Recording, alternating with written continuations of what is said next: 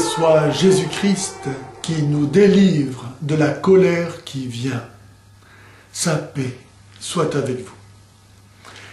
La Vierge Marie à Fatima a demandé la consécration à son cœur immaculé. Et c'est pour avoir été consacré, c'est-à-dire offert, donné par ses évêques, que le Portugal, lors de la dernière guerre mondiale, a été épargné. Et de même, nombre de paroisses françaises, telles par exemple Saucé dans la Manche, ont elles aussi, bien qu'en pleine zone de bombardement, été épargnées pour avoir par leur curé été consacrées au cœur immaculé de Marie. C'est dire que la demande de la Vierge Marie à Fatima, que le pape et les évêques en communion avec lui consacrent tout spécialement la Russie, est importante. En effet, la Vierge Marie dit que de la consécration de la Russie et donc de sa conversion dépend la paix du monde. Aussi vrai que c'est de l'unité de l'Église que dépend le salut du monde. Jésus priant ainsi, par exemple, « Père, qu'il soit un comme nous sommes un, afin que le monde croie que tu m'as envoyé. » Imaginez la puissance de l'Évangile et l'avenir du monde si Moscou devient catholique.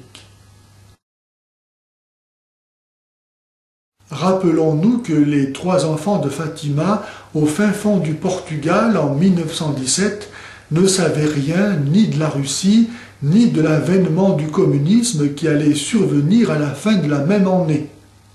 Et pourtant c'est à eux, à qui le 13 juillet 1917, la Vierge dit ceci. « Si l'on fait ce que je vous demande, beaucoup d'âmes se sauveront et l'on aura la paix. La guerre de 14-18 va finir. Mais si l'on ne cesse pas d'offenser Dieu, sous le règne du pape Pie XI en commencera une autre, pire. Si l'on écoute mes demandes, la Russie se convertira et l'on aura la paix. Sinon, elle répandra ses erreurs dans le monde entier, provoquant des guerres et des persécutions contre l'Église.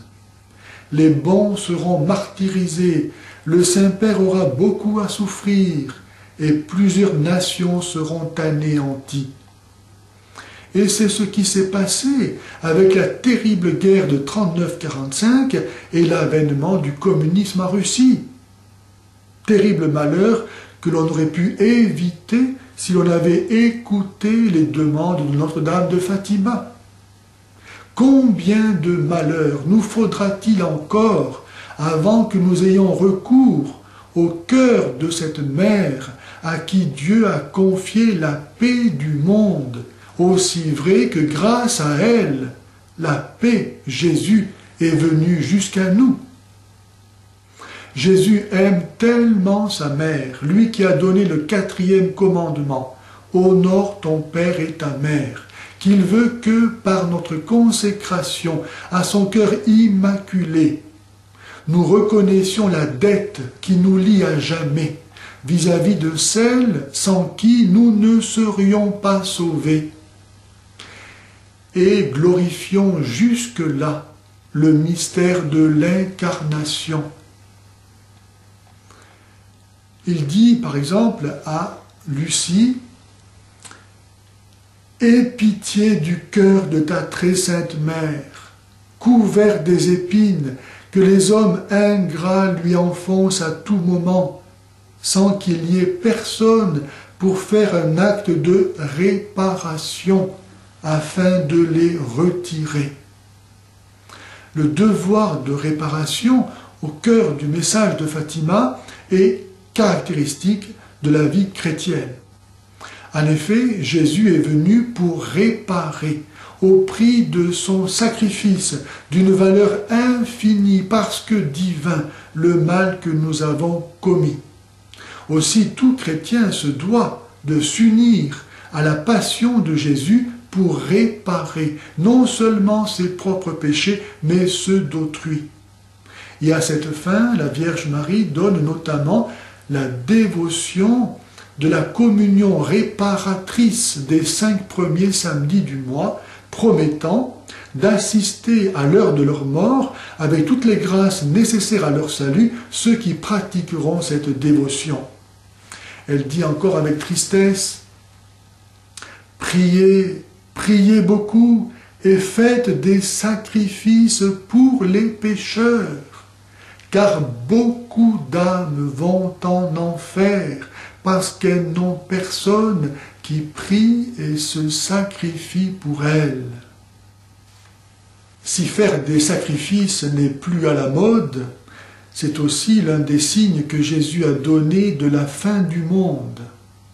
Comme l'a été le miracle du soleil, observé le 13 octobre 1917 à Fatima par plus de 70 000 personnes et dont ne purent pas ne pas rendre compte les journaux portugais de l'époque, pourtant ouvertement anticatholiques et francs-maçons.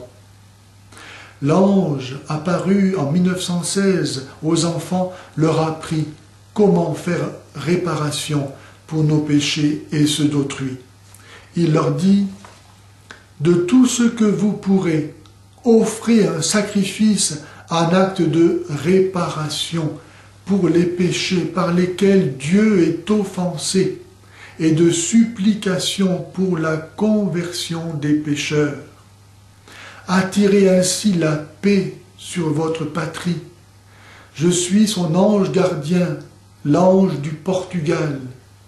Surtout, acceptez et supportez avec soumission les souffrances que le Seigneur vous enverra. » Et la Vierge Marie insiste, elle dit aux enfants lors de l'apparition du 13 juillet 1917, « Sacrifiez-vous pour les pécheurs et dites souvent à Jésus, spécialement lorsque vous faites un sacrifice, « Ô Jésus, c'est pour votre amour, pour la conversion des pécheurs et en réparation des péchés commis contre le cœur immaculé de Marie. » La première et la principale pénitence que Dieu exige de nous est l'accomplissement scrupuleux de nos devoirs d'État.